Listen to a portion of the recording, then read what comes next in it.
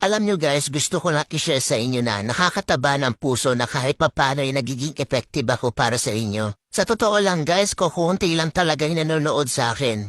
Yung magkaroon lang ako ng 200 views tsaka 10 hearts, masayang masaya na ako no? Obvious naman na small TikToker lang ako. Hindi katulad ng ibang influencer dyan ng mga sikat kung makabenta ay sobrang dami. Pero ako guys, kahit ganyan lang yan no?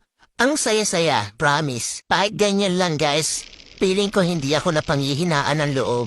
Kumbaga, tuloy-tuloy lang. Enjoy lang sa TikTok. Sana naman sa mga mahilig mag-check out dyan, sana lang ma-appreciate nyo din kami mga small TikToker na gumagawa ng mga original content. Hayaan nyo na yung mga influencer, mayayaman na yun. Yung tipong sila naka-iPhone 14. Yung mga video camera nila, gaganda. Tapos ako naka-Realme. Ang labo pa. Support nyo naman ako guys as a small TikToker dito na gumagawa ng original content. Sana ma-appreciate niyo po ang mga video ko. Salamat!